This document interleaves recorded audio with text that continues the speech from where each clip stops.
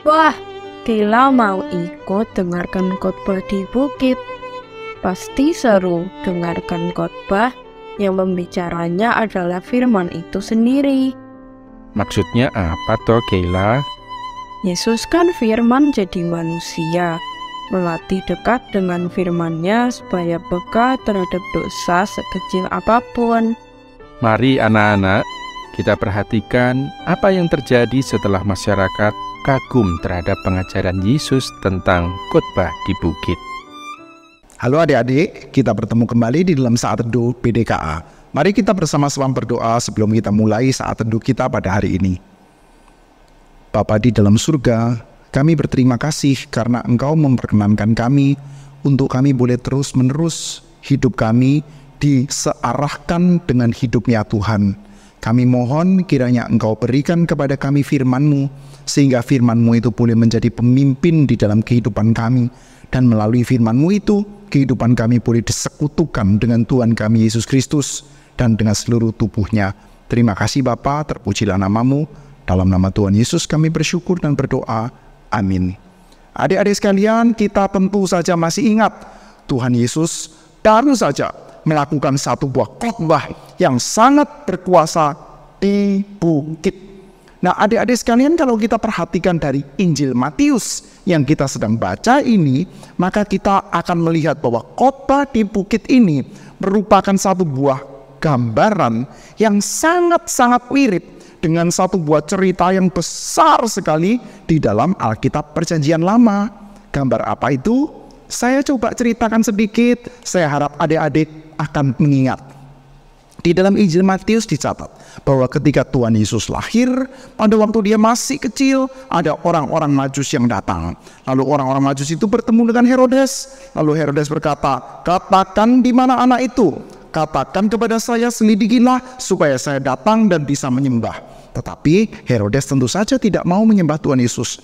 Lalu setelah orang Majus itu tidak mau kembali kepada Herodes, maka Herodes marah dan membuat satu buah keputusan untuk membunuh semua anak-anak di bawah 2 tahun. Jadi yang pertama ada pembunuhan anak-anak di bawah 2 tahun. Setelah itu Yesus Kristus dibawa oleh ayahnya yaitu Yusuf pergi ke Mesir. Lalu setelah Herodes itu mati, maka Yusuf pun membawa Yesus kembali. Nah, setelah kembali nanti kita mendapati nanti di dalam awal pelayanannya Yesus Kristus akan dibaptiskan oleh Yohanes Pembaptis, lalu dia keluar dari air. Setelah itu Yesus akan ada di padang gurun selama 40 hari. Lalu setelah itu naik ke atas bukit, lalu memberikan khotbah di bukit yang kita sudah bersama-sama pelajari di dalam beberapa hari ini. Adik-adik sekalian, coba ingat-ingat itu. Ada pembunuhan bayi-bayi, lalu ada menyingkir ke Mesir, lalu ada kembali keluar, setelah itu keluar dari air, melewati air. Lalu setelah itu akan ada 40 hari di padang gurun, lalu naik ke atas bukit dan memberikan khotbah, memberikan hukum-hukum Tuhan melalui khotbah. Adik-adik, ada ingat nggak? Kira-kira ini mirip dengan cerita apa ya? Coba ingat-ingat. Betul, ini mirip sekali dengan ceritanya Musa. Pada waktu Musa masih kecil, ada pembunuhan bayi-bayi. Dan Musa itu nanti akan dihanyutkan melalui sungai, lalu dia akan ada di tanah Mesir. Lalu Musa akan dipakai oleh Tuhan ketika dia sudah tua untuk memimpin bangsa Israel keluar dari Mesir. Dan ketika mereka keluar dari Mesir, setelah ada banyak ulah, maka mereka akan keluar melalui air. Setelah itu, mereka akan menghabiskan waktu di padang gurun 40 tahun. Mirip sekali dengan Yesus, 40 hari di padang gurun. Nah, setelah itu Musa juga akan pergi ke Gunung Sinai, lalu dia akan turun dengan membawa hukum, yaitu hukum Taurat. Sementara Tuhan Yesus juga naik ke atas bukit, naik ke atas gunung untuk memberikan khotbah, memberikan hukum. Kira-kira gambar ini akan menunjukkan kepada kita apa? Yang pertama, kita melihat bahwa setelah Tuhan Yesus itu selesai melakukan pengajarannya, orang-orang melihat Tuhan Yesus sebagai orang yang mengajar, tidak seperti ahli-ahli Taurat mereka. Tuhan Yesus mengajar seperti orang yang berkuasa. Kita mengingat, Musa juga adalah orang yang disertai oleh Tuhan dengan kuasa yang sangat luar biasa. Jadi kita melihat Yesus mengajar sebagai orang yang berkuasa, mirip seperti Musa. Nah adik-adik, kalau kita berbicara tentang Musa, berbicara tentang pengajaran Taurat, kita juga pasti akan mengingat satu hal, yaitu bahwa pada zamannya Musa, bangsa Israel mengalami satu buah proses pembebasan yang besar sekali. Pada waktu itu Israel ada di tanah Goshen, ada di daerahnya orang-orang Mesir, dan mereka itu ditindas oleh orang-orang Mesir. Kehidupan mereka itu sangat ditekan dan mereka dijadikan budak, tapi mereka dibebaskan dari tangannya Mesir yang sangat kuat oleh tangannya Tuhan Allah yang juga teracung dengan jauh lebih kuat. Dan sekarang kita melihat ada yang jauh lebih besar dari Musa, yaitu pembebas yang penuh dengan kuasa, yaitu siapa? Yesus Kristus. Nah kita akan melihat bahwa Yesus Kristus ini adalah Yesus Kristus yang hadir dan mengajar dengan penuh kuasa.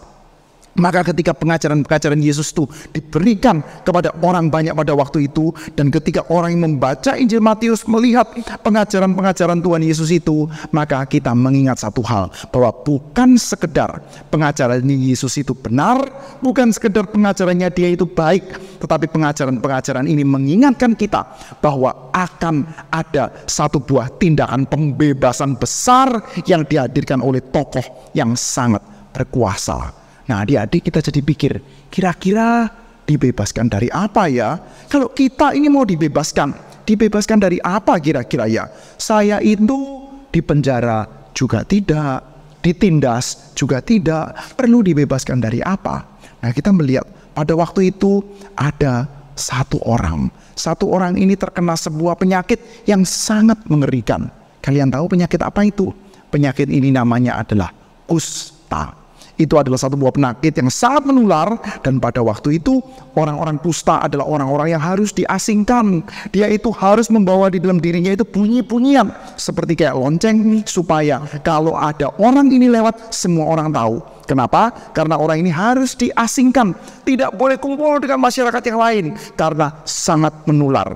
Dan yang paling menyakitkan, orang-orang seperti ini bukan cuman tidak boleh berkumpul dengan manusia-manusia yang lain, tapi orang-orang seperti ini juga tidak boleh pergi ke bait suci. Mereka tidak bisa betul-betul datang dan memberikan ibadahnya dengan penuh kepada Tuhan. Wah, ini adalah satu hal yang sangat menyedihkan. Saat ini adik-adik sekalian, di kota-kota yang cukup besar, banyak orang yang sangat tidak menghargai ibadah.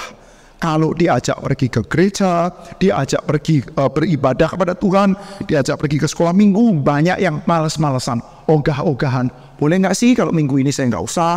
Atau boleh nggak sih kalau sekarang saya memakai satu buah teknologi, yaitu saya online saja, sama aja kan saya itu bisa beribadah.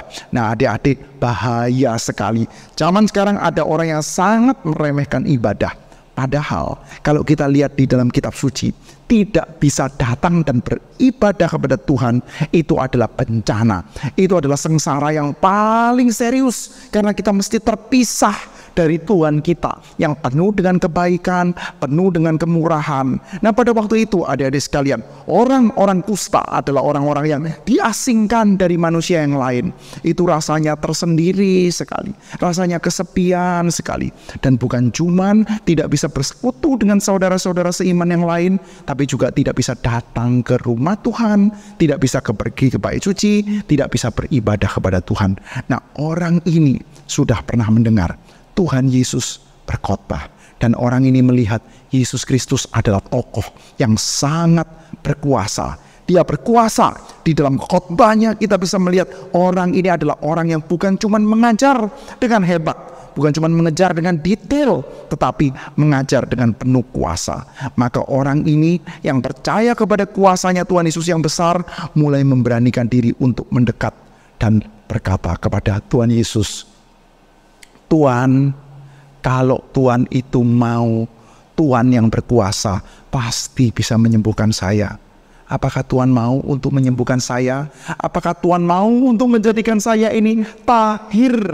Orang ini bukan cuma mau sembuh, tapi orang ini mau menjadi tahir. Kalau dia sudah tahir, maka dia boleh datang ke dalam bait suci. Dia boleh kembali bersekutu dengan saudara seiman dan bersekutu kembali kepada Tuhan. Nah pada waktu itu adik-adik sekalian, orang itu tidak boleh dekat-dekat sama orang kusta. Kalau orang dekat sama orang kusta bisa tertular.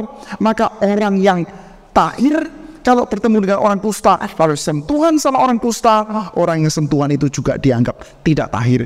Jadi biasanya kalau ada orang kusta, orang yang tidak kusta itu takut-takut. Orang yang tidak kusta itu akan menjauhi, tidak mau. Tetapi Tuhan kita Yesus Kristus adalah Tuhan yang berkuasa. Berkuasa apa? Dia juga berkuasa mendatangi orang kusta. Berkuasa untuk mendatangi orang yang tidak tahir. Nah, adik-adik sekalian, ini adalah satu buah kuasa yang besar. Kuasa yang mau mendatangi orang berdosa. Kuasa yang mau memberikan diri untuk orang yang berdosa. Seperti orang kusta ini. Maka ketika Tuhan Yesus mendengar jawaban ini, maka Tuhan Yesus mengatakan, aku mau sekarang jadilah engkau orang yang tahir. Dan ketika engkau menjadi orang yang tahir, maka silakan engkau pergi kepada imam, supaya imam itu melihat bahwa engkau sudah tahir. Engkau nanti akan disebutkan oleh imam bahwa kamu sudah tahir, maka kamu kembali bisa beribadah kepada Tuhan. Jangan lupa, berikanlah persembahan kepada Tuhan sesuai dengan apa yang diperintahkan di dalam hukum Musa.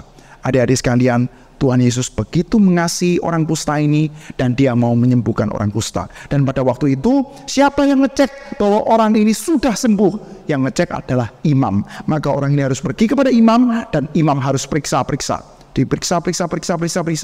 Oh, betul sudah tahir. Baru dinyatakan tahir. Setelah dinyatakan tahir, baru boleh pergi ke bait suci. Adik-adik sekalian, kita melihat ya, kuasanya Tuhan Yesus yang besar itu adalah kuasa yang juga mendatangi orang-orang yang kusta, yang tidak tahir. Dan Tuhan Yesus berkata, ingat, kamu jangan berkata kepada banyak orang, jangan ngomong kepada siapa-siapa tentang kuasa yang sudah kamu terima, tentang kesembuhan yang sudah kamu terima dari saya. Loh, kenapa? Kenapa kuasanya Tuhan Yesus yang begitu besar itu kok tidak boleh dibicarakan kepada siapa-siapa? Jawabannya adalah Tuhan Yesus mau kalau kita membicarakan tentang kuasanya Tuhan Yesus yang besar itu, harus membicarakan dengan lengkap dan sempurna. Tidak boleh kita hanya membicarakan bagian Tuhan Yesus bisa menyembuhkan orang. Nah, saat ini banyak loh gereja yang kemana-mana menunjukkan bahwa Tuhan berkuasa bisa sembuhkan kamu dari penyakit. Tuhan berkuasa bisa bikin yang miskin jadi kaya. Sudah, stop sampai di sana saja. Sehingga orang mencari Tuhan Yesus. Jadi ramai setelah berdoa. Kalau mau ujian baru cari Tuhan Yesus. Karena berkuasa bikin otakku pinter, kalau ujian bisa bagus. Jadi datang pada Tuhan Yesus kalau mau ada pekerjaan-pekerjaan tertentu. Kalau Tuhan itu sertai saya, maka usaha atau bisnis saya menjadi lancar. Nah, ini bahaya sekali kalau kita cuman mendatangi Tuhan Yesus cuman untuk kejar kuasa yang seperti ini. Tuhan Yesus bilang, tidak boleh beritakan kepada siapa-siapa. Kalau orang mau tahu kuasanya Tuhan Yesus yang besar, ingat, kuasa Tuhan Yesus yang besar adalah kuasa untuk mendatangi orang kusta, orang yang terpisah dari Tuhan, orang yang tidak tahir, orang-orang berdosa. Dia mendatangi orang berdosa dan menyucikan orang berdosa.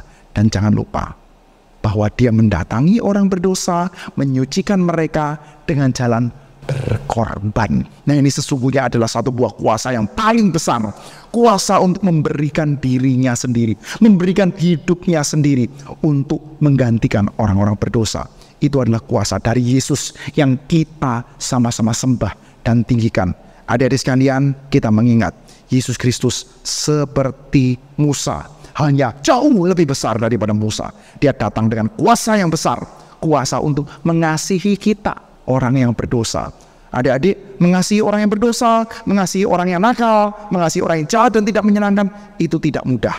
Tapi Tuhan dengan kuasa besar mendatangi orang-orang berdosa seperti kita. Dan kuasanya dia yang paling besar dinyatakan dengan ketika dia mengasihi kita, dia berkuasa untuk memberikan hidupnya. Dia berkuasa untuk berkorban bagi kita. Itu adalah Yesus yang saudara dan saya kenal. Marilah kita bersama-sama mengikuti Yesus, menerima keselamatan dari Dia, menerima pengampunan, ditahirkan, menerima pengorbanan Tuhan kita Yesus Kristus, dan kita pun juga akan hidup seperti Kristus, mengasihi yang lain dan juga mau memberi diri dan berkorban. Tapi saya tidak punya kuasa itu, minta dari Tuhan. Biarlah kuasa Kristus itu menyertai kita. Mari kita bersama-sama berdoa. Bapa di dalam surga, kami berterima kasih karena Engkau memberikan kepada kami kesempatan untuk boleh mengenal Yesus, menerima belas kasihan dan menerima kuasanya. Berikan kepada kami Roh-Mu yang kudus, persatukanlah kami dengan Kristus di dalam iman, dan buatlah kami juga boleh menghidupi hidup yang seturut dengan isi hati Tuhan, mengasihi dan bahkan sampai berkorban. Terima kasih Bapa. Dalam nama Tuhan Yesus kami bersyukur dan berdoa. Amin.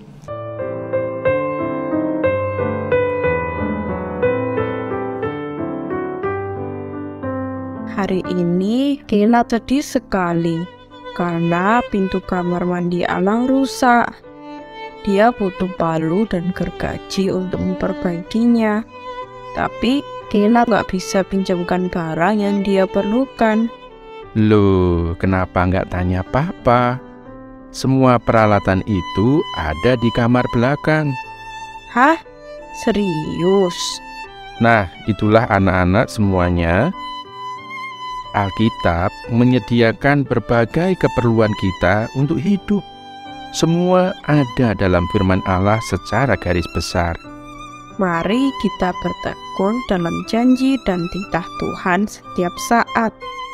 Perhatikan hamba-Nya menguraikan sesuai urutan di Lukas 7 ayat 1-10 dan Matius 8 ayat 5-13. Dah.